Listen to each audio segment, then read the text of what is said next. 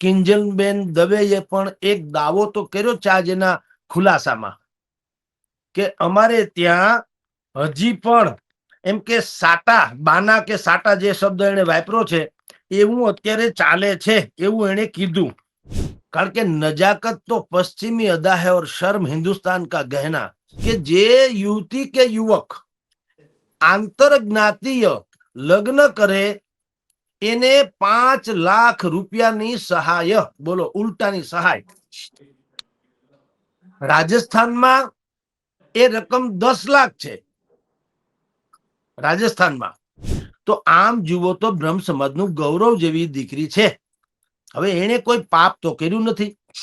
કોઈ પણ દીકરી કે દીકરો એને પોતાનો જીવનસાથી પસંદ કરવાનો સ્વાભાવિક જ અધિકાર બંધારણીય રીતે પણ છે, નૈતિક રીતે પણ આમ તો હોવો જોઈએ. કારણ કે એની જિંદગીનો સવાલ છે. તથાકથિત સામાજિક બહિષ્કાર કરવાનું એલાન કર્યું. બહિષ્કાર ઇન ધ સેન્સ કે ભાઈ એના પરિવારને કે કિંજલબેનને આપણા સારા માઠા પ્રસંગે બોલાવવા નહીં. પણ નીલમબેન આ પળાહે પણ નહીં, આનો અમલ નહીં થાય એ તમને કહી દઉં. ભાઈ કિંજલબેન કઈ કમ તો છે નહીં.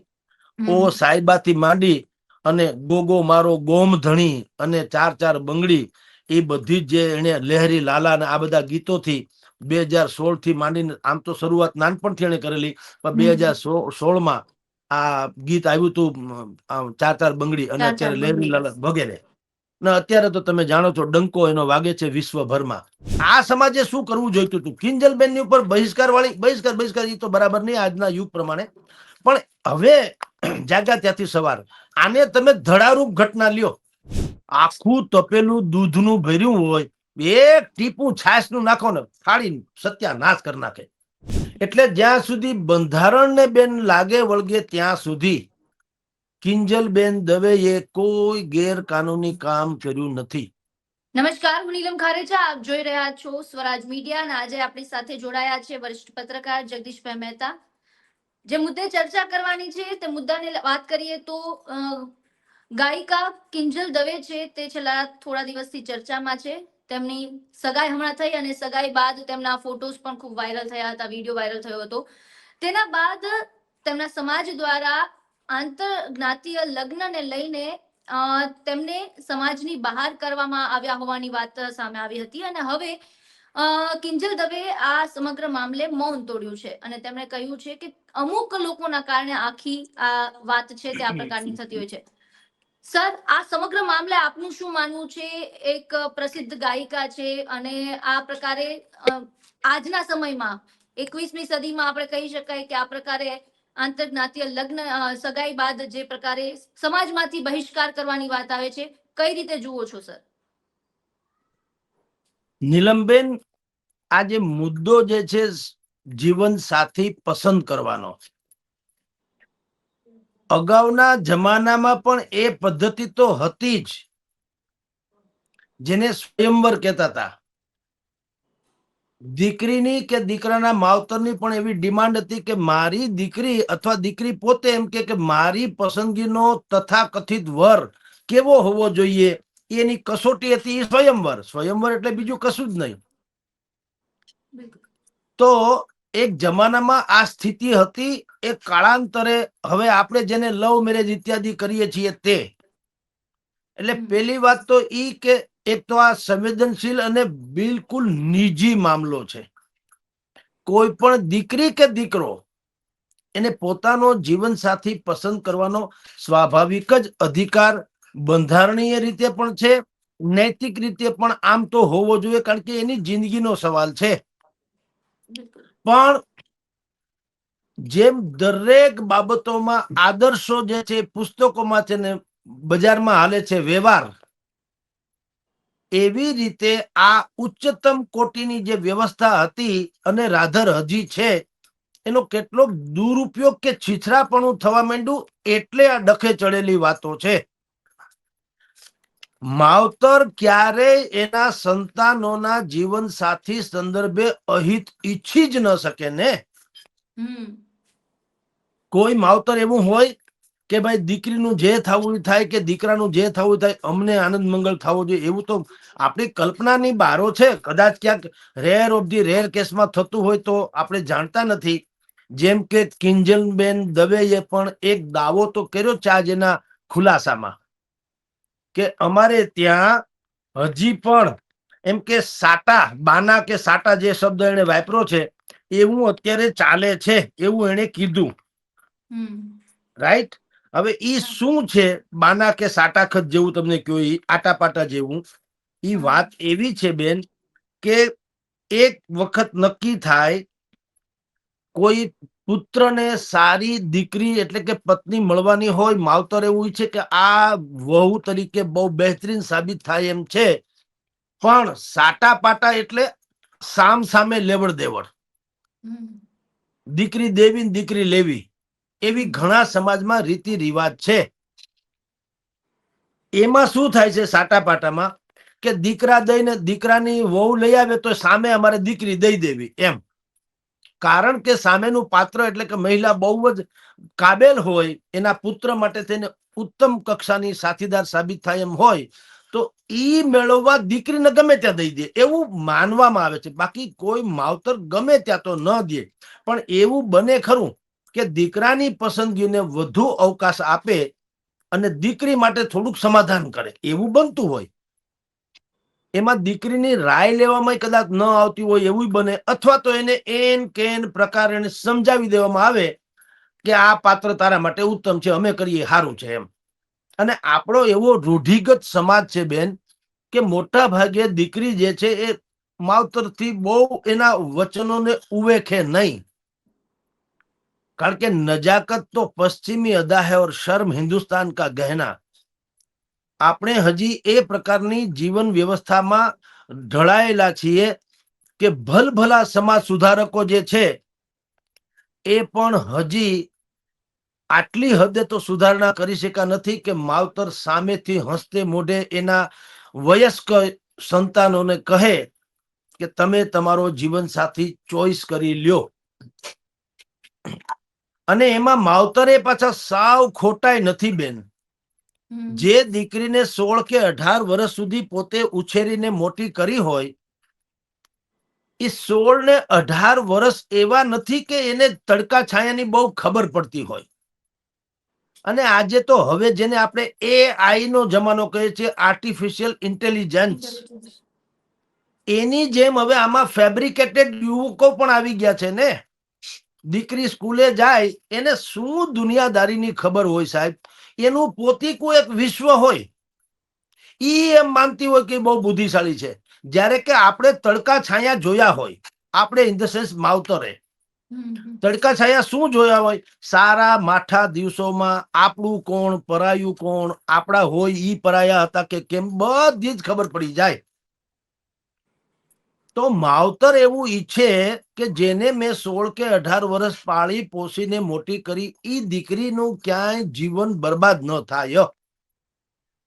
એટલે મોટા ભાગના રેર ઓફ ધી રેર કેસને બાદ કરો તો મોટા ભાગના માવતરોની એવી ચિંતા હોય કે દીકરી દ્વારા પસંદ કરવામાં આવેલો મૂર્તિઓ એ કસોટીથી તો બહાર છે જ કમસે કમ, અને દીકરી એમાં ભેરવાઈ જાય ને કાલ સવારે દુઃખ થાય. તમે જુઓ આપણે ત્યાં બંધારણમાં પણ દરેકને એવો અધિકાર તો છે જ.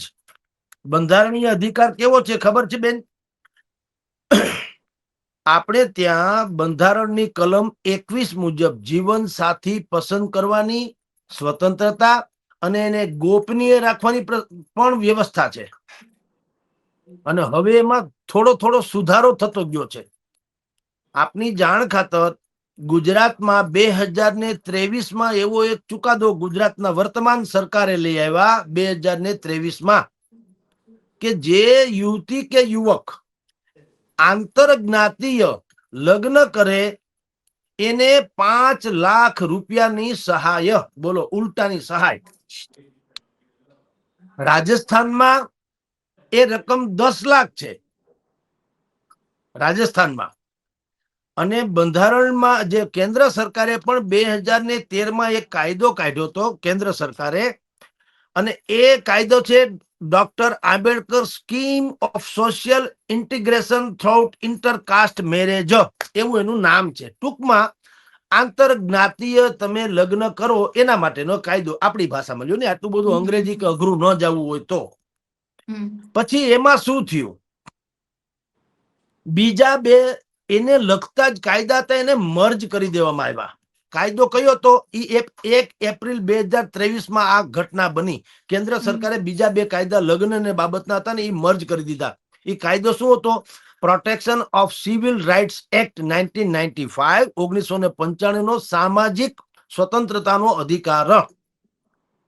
અને બીજો હતો schedule caste and schedule tribals protection of atrocities act 1989 નો જાતિ જનજાતિ જેને આપણે કહીએ છીએ ને એને પણ પ્રોટેક્ટ કરતો. એ બંને કાયદાને પણ આમાં એટલે કે 2013 સરકારના જે છે doctor Ambedkar scheme of social integration through intercaste marriage એમાં સામેલ કરી દીધો. એટલે ટૂંકમાં જે શ્રોતાઓને સંભળાય કે 2023 થી આખા દેશમાં કેન્દ્ર અને રાજ્ય સરકારે એવું નક્કી કર્યું કે આંતર જ્ઞાતીય કે આંતર કાસ્ટ લગ્ન કરે એને ઉલટાનું પ્રોત્સાહન આપવાનું, એને પૈસાની મદદ કરવાની. પેલા રકમ હતી 25,000, પછી 75, પેલા હતી 2.5 લાખ, એના 5 લાખ કર્યા ગુજરાત સરકારે. રાજસ્થાન સરકારે 10 લાખ રૂપિયા કર્યા. એને ઈ સ્કીમનું નામ આપ્યું doctor Savitaben Ambedkar intercaste revised marriage scheme. એટલે જ્યાં સુધી બંધારણને બેન લાગે વળગે ત્યાં સુધી કિંજલબેન દવેએ કોઈ ગેરકાનૂની કામ કર્યું નથી. અને બંધારણ તો છોડો, વાસ્તવમાં પણ એ તો હકીકત છે કે દરેકને પોતાનો જીવનસાથી પસંદ કરવાનો અધિકાર તો હોય. ઓબ્વિયસલી એને લાઈફ કાઢવી છે ને. મારી ને તમારી જે ચોઈસ હોય તે, કે જે આપણા માપદંડ હોય તે, પણ દરેક એક વ્યક્તિ વિશેષ તો છે ને. તમે છુઓ, હું છું. મારે તમારું ભલું એવું કઈ રીતે ઈચ્છવું જોઈએ કે જે તમને ગળે નથી ઉતરતું? યા તો મારે તમને કન્વિન્સ કરાવવા પડે, યા તો તમારે મને કન્વિન્સ કરાવવા પડે. કારણ કે આપણે ત્યાં હજી જૂના રીતિ રિવાજો એટલા બધા છે કે હવે જે પેલા કે જનરેશન ઝેડ, જેનજી, હવે હું ગામડામાં રહું, જેનજી ની મારી જે અત્યારની જે જનરેશન છે એ માની લો કે દિલ્હી મુંબઈ ક્યાંક ભણતી હોય કોઈ પણ પ્રકારનું, હવે એમાં એને એમ લાગે આજની જનરેશન તો 10 વર્ષથી હું તો એમ માનું છું કે મેચ્યોર થતી જાય છે. 10 વર્ષ સુધી જ એની કહેવાતું નિર્દોષપણું કે બાલ્યાવસ્થન કે જે તમે કયો તે બચપણ વગેરે રે. 11 વર્ષની દીકરીને તમે એક કલ્પના કરજો બેન, હું અનેક વખત કહું છું, લોકો આને ગંભીરતાથી લેવું જોઈએ. હવે એવું માનવાને કોઈ કારણ નથી કે 11 વર્ષની દીકરીને કઈ ખબર ન પડે. હા, મેજર કિસ્સામાં આપણે જે તડકા છાયા જોઈએ એ ભલે ખબર ન પડે. સારું શું અને ખરાબ શું, bed touch and good touch, જેને કે આમિર ખાનની ભાષામાં કયો તો, અથવા તો જનરલ બસ, એ તો બધાને ખબર પડે જ છે. કોઈ નાની દીકરી હોય 10, 11 વર્ષ, અરે 10 તો છોડો, હું તો 7, 8 વર્ષ કે 9 વર્ષનું કહું, તમે આંખ પટપટાવો તો કહી દેશે અંકલ એ ગલત હે, મેં મમ્મી કો બોલ દૂંગી. એને એટલી ખબર પડે છે કે આ કઈક અલગ પ્રકારના ચેન ચાળા છે, એટલી તો ખબર પડે જ છે. તો 10મું આવે ત્યાં સુધી બધી લગભગ મેચ્યોર જેવી થઈ જતી હોય છે. તો કોલેજની તો વાત જ જવા દો. એટલે બધા જ લોકો કોલેજિયન્સ થી માંડીને જે યુવક યુવતીઓ જે છે એને પોતાની પસંદગીનો સાથી જે છે એ ચોઈસ કરવાની એક સ્વતંત્રતા હોવી જોઈએ. બંધારણીય પણ છે અને હવે થોડીક સામાજિક લેવલે પણ એવી સંભાવનાઓ વધતી જવી જોઈએ. પણ એનો અર્થ આપણે એમ નથી કહેતા કે બધાએ ઇન્ટરકાસ્ટ મેરેજ કરવું જોઈએ ને બહુ સારી વાત છે ને આમને તેમને. આપણો સમાજ તો બિલકુલ છે ને, આપણે ગામડામાં કહેવત છે, વાડ વગર વેલો ન ચડે અને નાત વગર ભાત નહીં. પળી પટોળે ભાત ફીટે પણ ફાટે પણ ફીટે નહીં.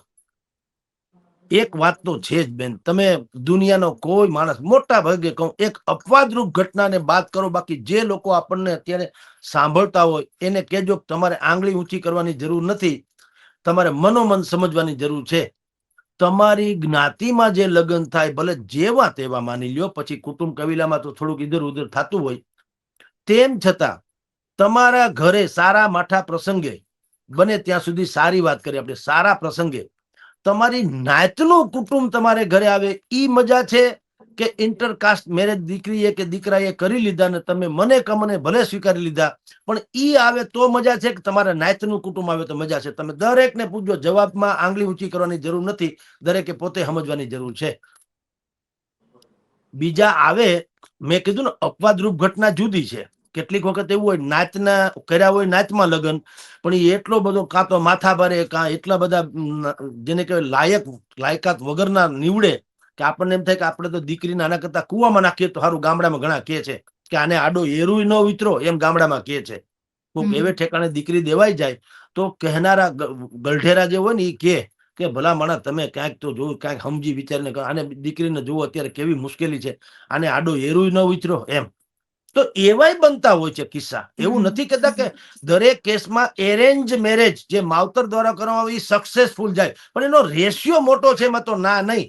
જ્યારે કે લવ મેરેજ વાળી વાતો જે છે અથવા તો ભાગી કુટીને જે લગ્ન વગેરે થાય છે એનો રેશિયો તમે જુઓ ને તો ખબર પડે એની સક્સેસનેસ નો રેશિયો બહુ ઓછો છે.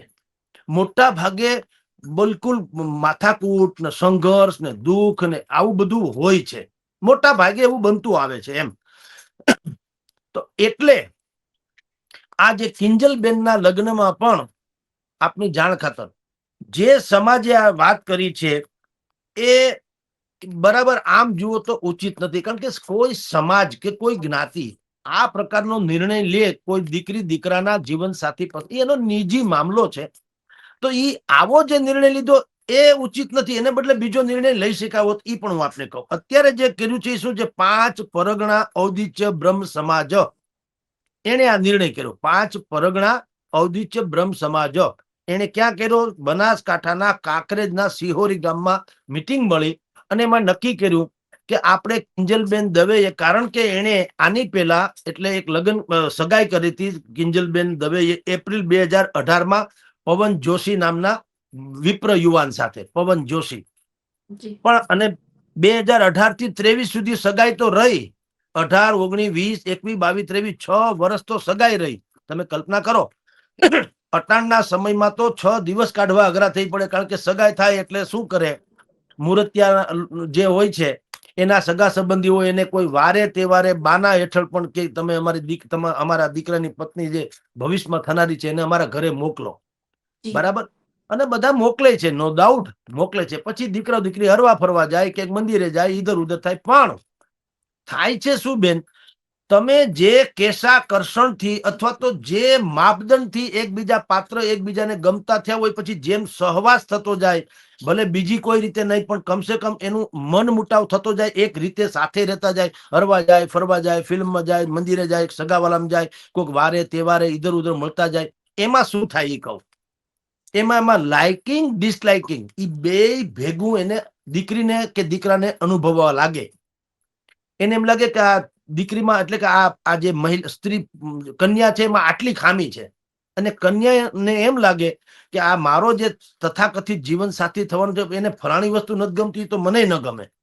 એટલે લગ્ન પહેલા જ તમે જુઓ એક બુદ્ધિ પ્રકારનો ડખો શરૂ થાય. આપણી ભાષામાં કહું તો એ ઘરે આવીને કે ખરા આને પિક્ચરમાં કઈ રસ નથી, કાં તો સ્પોર્ટ્સમાં રસ નથી, પોલિટિક્સમાં રસ નથી, સમાજમાં ક્યાંક રસ નથી, કોઈ પ્રકારનું ફલાણું વગેરે વગેરે જે હોય તે.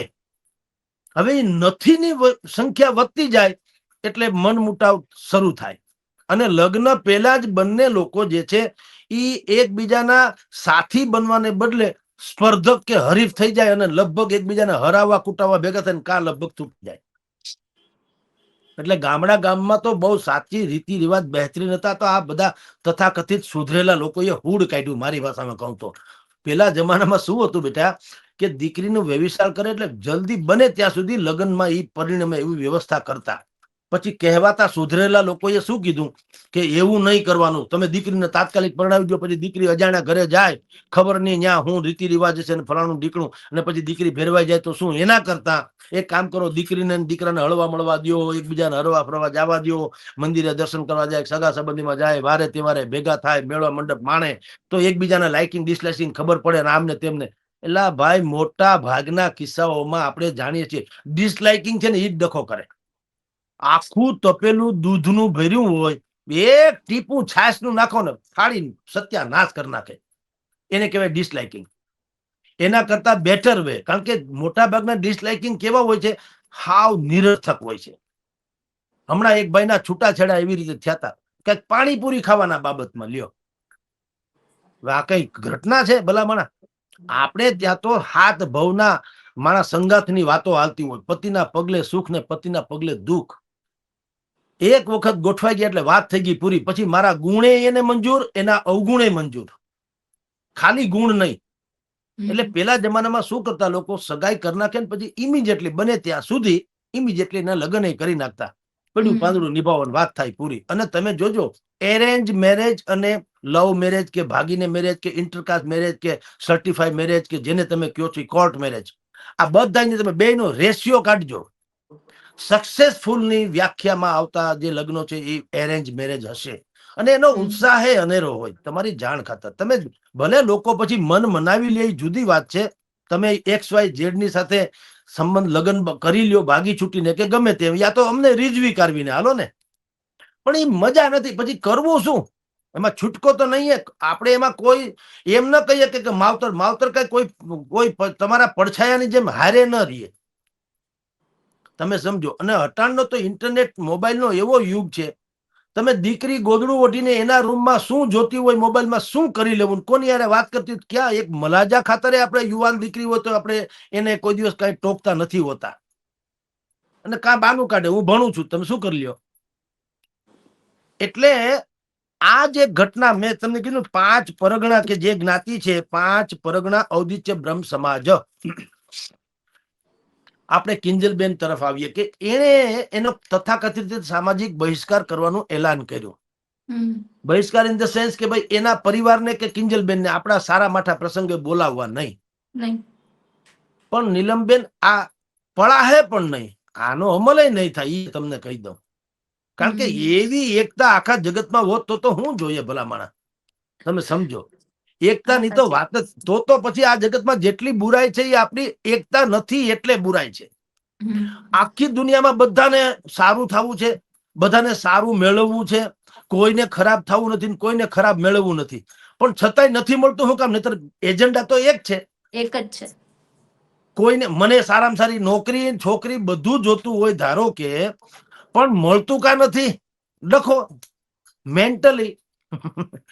એટલે આ ભલે આ ભાઈએ આવો કર્યું, એને સામાજિક બહિષ્કારનું એલાન કર્યું, એ મારી દ્રષ્ટિએ એક રેડ લાઇટ જેવું, અથવા તો એક સ્પાર્ક જેવું, અથવા તો એક હાઇલાઇટ થવા જેવું, કે લાઇમલાઇટમાં આવવા જેવો એ નિર્ણય થશે. શું કામ? કોઈ સમાજ એવો એક નથી હોતો કે તમે કોઈ XYZ કે એમ આખું બધા માની જાય. પણ એ લોકોનો ઉદ્દેશ શું છે કે ભાઈ બને ત્યાં સુધી દીકરી નાતમાં રહે, એવો એનો આમ શુભ આશય છે. પણ પરનાતમાં જાય એ બધી જ ખરાબ થઈ જાય, અને નાતમાં રહે એ જ બધી સુખી, એવું તો છે નહીં. તો મારી દ્રષ્ટિએ નીલમબેન આમાં કરવાની જરૂર, જે 5 પરગણા ઔદિત્ય સમાજ જે છે, બ્રહ્મ સમાજ, એને શું કરવું જોઈએ? એને આને ધડારૂપ ભલે લે કે ભાઈ દાખલા તરીકે આપણી ગૌરવવંતી દીકરી છે ભાઈ કિંજલબેન, કઈ કમ તો છે નહીં.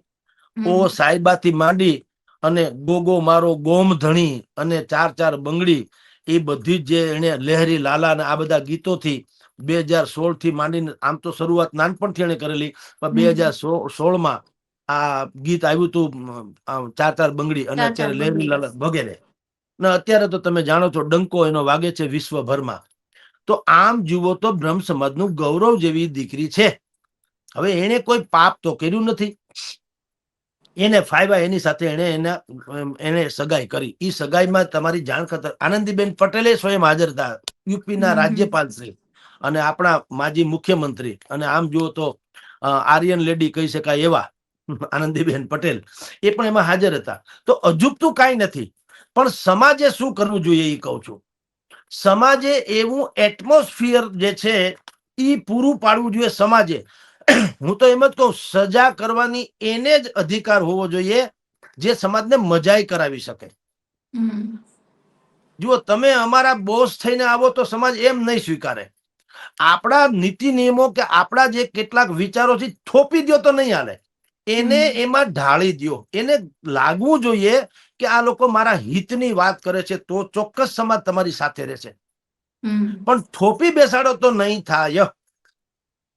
તો અત્યારે આ જે સમાજે નિર્ણય કર્યો, ભલે એનો આશય બુરો કદાચ નહીં હોય, એનો આશય શું હશે બેન, કે સમાજની બને ત્યાં સુધી સમાજ એકત્રીકરણ રહે તો વધુ સારું. સમાજની દીકરી કે દીકરા એકબીજાને વરે પરણે. આપની જાણ ખાતર નીલમબેન, આ તો બ્રહ્મ સમાજનો છે. આવું નહીં, તમામ સમાજ એવું ઈચ્છે છે કે એના સંતાનો એના જ સમાજમાં વરે પરણે. રબારી સમાજ જે છે, દેસાઈ જે ગાંધીનગર બાજુનો, એમાં તો તમારી જાણ ખાતર બેન, એ સમાજે તો નિર્ણય કર્યો છે કે જો દીકરી આઉટકાસ્ટમાં જાય, બીજી જ્ઞાતિઓમાં જાય, દીકરો કે દીકરી, તો દંડ થાય 20-30 લાખ રૂપિયાનો.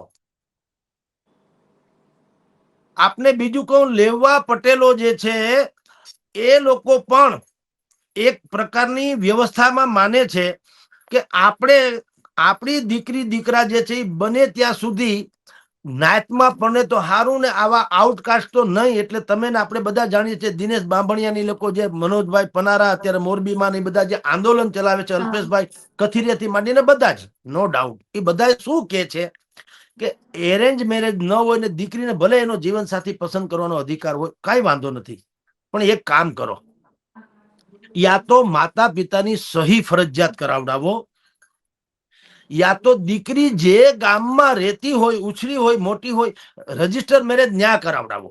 અને પેલા નોટિસ મોકલો. દીકરીએ એક પાત્ર પસંદ કર્યું આઉટકાસ્ટનું, 2 ઘડી માની લ્યો, પણ એના વકીલ હોય કે જે એના સંબંધીઓ હોય, બને ત્યાં સુધી તો આ સામાજિક મુદ્દો છે એટલે સમાજના અગ્રણીઓ દ્વારા પતે તો બેસ્ટ ઓફ ધી બેસ્ટ. કારણ કે આ વકીલ બકીલ વાળી વાતો જે છે ને, એ બધી કાયદા કાનૂનમાં જાય છે ને પછી મનમેળ નથી થતો. કારણ કે એમાં બધી પક્ષ પ્રતિપક્ષ એવું થઈ જાય, વેવાય વેલા નહીં. એટલે પટેલ સમાજે એવું કીધું બેન કે દીકરા દીકરી જે છે, એક તો એનું આ સાટા પાટા વાળું બંધ કરી દો. દીકરાને સારું પાત્ર મળે એટલે દીકરી ગમે ત્યાં પધરાવી દો, ઈ પણ ધંધો ન હોવો જોઈએ, ઈ પણ ખરાબ. કારણ કે દીકરીને એનું ભવિષ્ય તમે જોખમમાં મૂકીને તમારા દીકરાની હારી વહુ આવે, એ તો સારું નહીં. કારણ કે દીકરી પણ એક જાતનો જીવ છે, એક વ્યક્તિત્વ છે, એને જિંદગી પસંદ કરવા માટે થઈને હોવું જોઈએ ને. એટલે ત્યાં થોડોક પટેલ સમાજે પણ બ્રેક મૂક્યો કે ભાઈ અમે એમ નથી કહેતા કે તમે એની સહી ફરજિયાત કરો, પણ દીકરી જે ગામમાં રહેતી હોય ત્યાં મેરેજ રજીસ્ટ્રેશન ન્યા થવું જોઈએ. એટલે શું થાય, માવતરને એટલીસ્ટ ખબર પડે કે ભાઈ કોણ વ્યક્તિ છે. અને ખાલી વ્યક્તિ છે એટલું જ નહીં, એ જે છે ભાઈ, એનું દરેક પ્રકારનું, એને કોઈ રોગ છે કે નહીં, એને કોઈ અવગુણ છે કે નહીં, એની જાતિ કઈ છે, પેટા જાતિ કઈ છે, એનું બેંક બેલેન્સ કેટલું છે, મિલકત શું છે, એને એ બધો, એ કોઈ કર્જમાં છે કે કેમ, ખોટે રવાડે છે કે નહીં, અને એનું એફિડેવિટ કરાવડાવો, સોગંદનામું.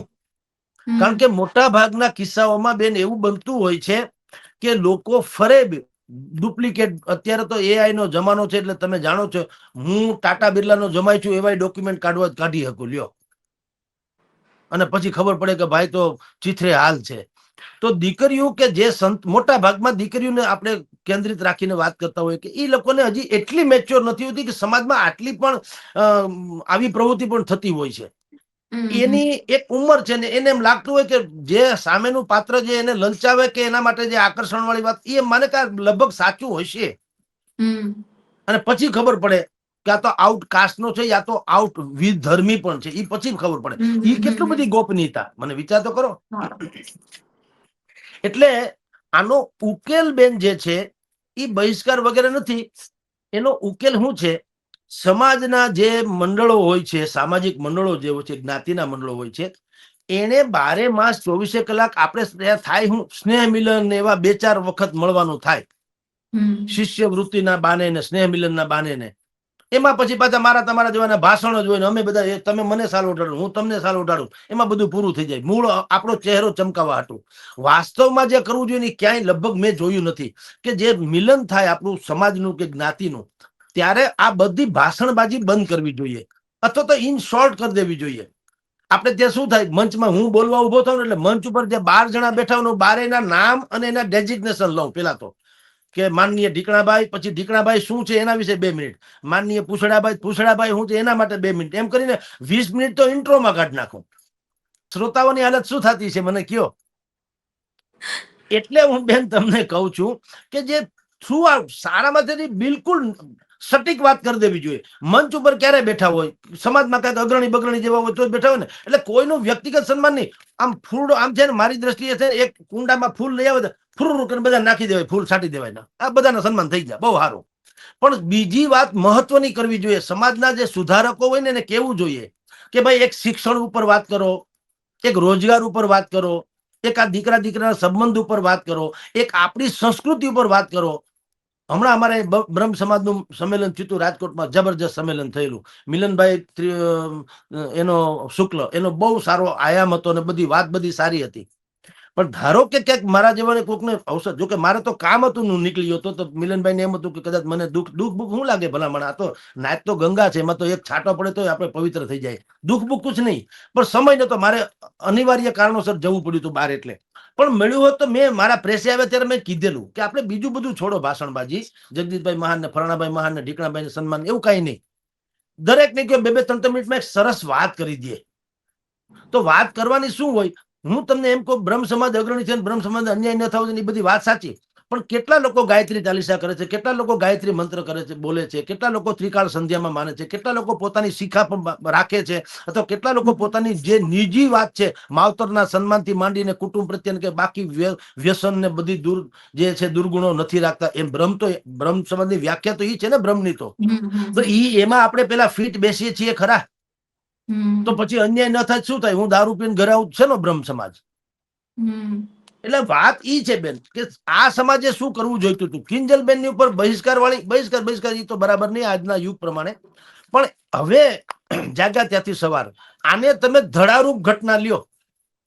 બ્રહ્મ સમાજે એવું કરવું જોઈએ કે જુઓ, કિંજલબેન દવે જેવી આપણી ગૌરવવંતી દીકરી ન કરે નારાયણને જો આપણી નાતમાં જ વરી પરણી હોત તો કેટલું ગૌરવશાળી વાત હોત. બે કુટુંબ કેટલા ગૌરવથી અનુભવતા હોત. વળી એની પેઢી થાય, ઈ પણ વળી આવી નામ રોશન કરે એવી થાય, જેમ કે અત્યારે કિંજલબેને એના પિતા લલિતભાઈ નું નામ રોશન કર્યું છે. તો આપણે એને ધડારૂપ લ્યો કે ભાઈ કમનસીબે, અને ભલે એને અધિકાર છે એનો જીવન સાથી પસંદ કરવાનો, અને એને ગમ્યું રૂજુ, આપણે એનામાં એના સુખમાં આપણે રાજી છીએ. પણ વધુ સોનું તો સોનું હોતા હે, પણ એમાં પણ જો સુગંધ ભળે તો સુખડ જેવી અદ્ભુત વાત થાય ને. કારણ કે મટીરિયલ તો સોનું છે, ગોલ્ડ, જેને કોઈ દી કાટ ન લાગે, પણ એમાંય જો સૌરભ હોય તો સુખડ જેવી. એમ કિંજલબેને ધારો કે એમ કે આપણી જ કોઈક નાયકનો, જેમ કે ભાઈ જોશી ની યારે એને કર્યું હતું, શું નામ છે, પ્રણવ જોશી, પવન જોશી. હા, ખેર કોઈ પણ કારણોસર એને કદાચ એનો ભગવાને નિમિત્ત નહીં બનાવે, એમ આપણે માની લઈએ. પણ બ્રહ્મ સમાજે બહુરત્ના વસુંધરા, ક્યાં ખામી છે ભાઈ? તો થોડાક એમ કીધું હોત સમાજના અગ્રણી હોય કે તો જો આપણામાં એવો કોઈ, આ ભાઈ જેની હારે એને અત્યારે ધ્રુવીન શાહ એક્ટરે છે અને બિઝનેસમેન પણ છે, તો ધ્રુવીન શાહ જેવો બ્રહ્મ સમાજમાં એક યુવક નથી એવું તો છે નહીં. તો બ્રહ્મ સમાજે, જેને આપણે ખબર ને આત્મચિંતન, અને કહે છે ઓલા ચૂંટણીમાં હાર્યા પછી કે છે ને અમે લોકો આના વિશે થઈને એમ કે આત્મચિંતન કરીશું. સમાજે આત્મચિંતન કરવાની જરૂર છે કે ધ્રુવીન શાહમાં એવું કયું મટીરિયલ છે જે સમસ્ત બ્રહ્મ સમાજમાંથી ઓછું લાગ્યું અથવા કિંજલબેનને ન મળ્યું.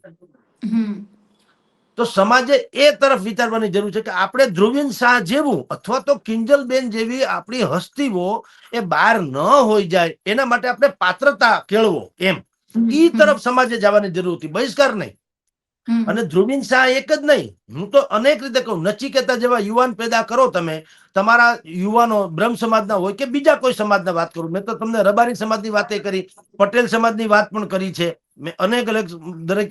રાજસ્થાનમાં જુઓ, ખાપ થિયરી નથી આવતી, ખાપ પંચાયત બોલાવે છે ને, તો જૂના રીત. અને ભરવાડ સમાજમાં પણ એવું છે, આ નાયત બાર મૂકવાનું છે, ગેરબંધારણીય નથી તો બંધારણીય નથી. એ નાયતનો પોતી કોઈ નિર્ણય હોય છે, એને પાલન કરવું ન કરવું સમાજની વિવેક ઓલા ઉપર આધીન હોય છે. એને કોઈ આમ લાદી ન દેવાય. નિર્ણય કોઈ એવો નથી જેમ રેશનિંગ કાર્ડ ફરજિયાત છે, એવું કઈ છે નહીં.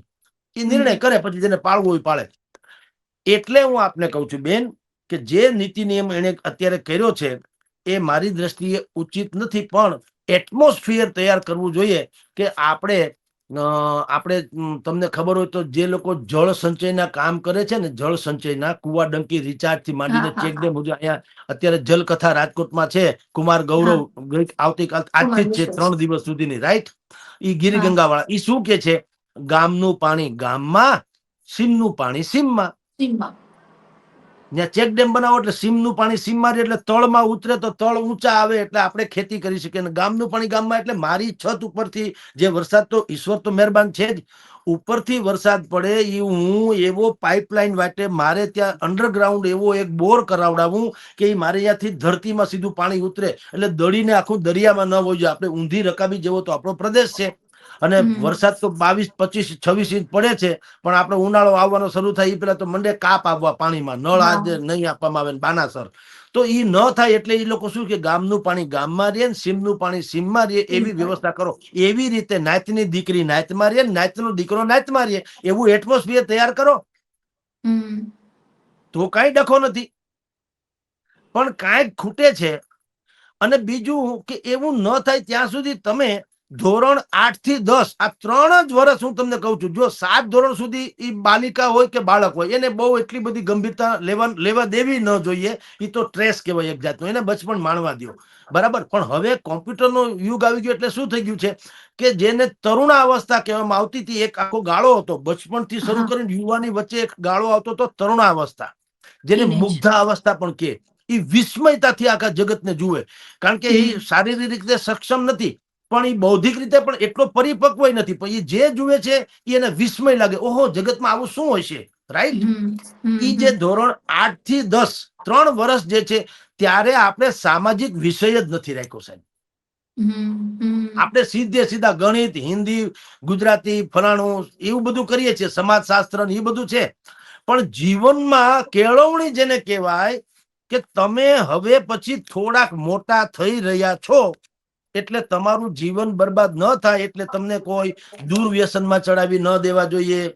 તમારી શિક્ષણની જે સાધના છે એનાથી કોઈ વંચિત ન કરી દેવા જોઈએ. તમે ભવિષ્યના યુવાન થાવ, તમારે કેરિયર બનાવવાની છે એટલે તમારો પાયો મજબૂત કરો. એટલા માટે થઈને તમે જો આટલું કરો, યોગ કરો, પ્રાણાયામ કરો, દુર્વ્યસનથી દૂર રહો, ફલાણું કરો, એ જે સારી સારી વાતો છે ને આપણે જે થાય છે થાય છે. બાબા રામદેવ અહીંયા આવે ને તો પણ એ અહીંયા રેસકોર્સમાં કાર્યક્રમ હોય ત્યાં આવે કોણ, તમારા મારા જેવા, જેની પાસે યા તો પાસ મળ્યા છે વીવીઆઈપી ના, યા તો બીજા જે લોકો ખાઈ પી ઉતર્યા છે જે કોઈ દી અમલ કરવા નથી એ લોકો આવે છે, પોતે સ્ટેટસ ખાતર કે મને બાબા રામદેવના કાર્યક્રમનો પાસ મળ્યો, એમ. અમલ કરવાની વાત નહીં. જેને જરૂર છે એને તો કથા સંભળાવવામાં આવતી જ નથી. 8 થી 10 ધોરણના છોકરા છોકરીઓ જે છે, દીકરા દીકરીઓ છે, એને આ બધું કરવાની જરૂર છે કે તમે તમાકુ ન ખાઓ, બીડી ન પીવો, બીજા ડ્રગ્સ ના ઇત્યાદિ કેવા દૂર એના પરિણામો છે એના વિશે વાત કરો. યોગ ને પ્રાણાયામ જે છે એ હાવ એમ કે ભાઈ પછાત વાળી વાત નથી. દુનિયા આખી અત્યારે સ્વીકારે છે, તો યોગ ને પ્રાણાયામ કરો, કોઈ રોગ ના થાય તમારામાં, ગલોલા જેવા તમે રહેશો જિંદગી આખી. પાંડુરંગ શાસ્ત્રી કહે એ જ સાચો યુવાન છે, લોચન જેના લાલ છે. લાલ લોચન એટલે અત્યારે તો પીને લાલ કરી નાખે એમ લાલ નહીં, એ જ સાચો યુવાન છે, લોચન જેના લાલ છે, એટલે જેનામાં યૌવન જે છે એ ફાટફાટ થાય છે ને નચિકેતા જો યુવાન.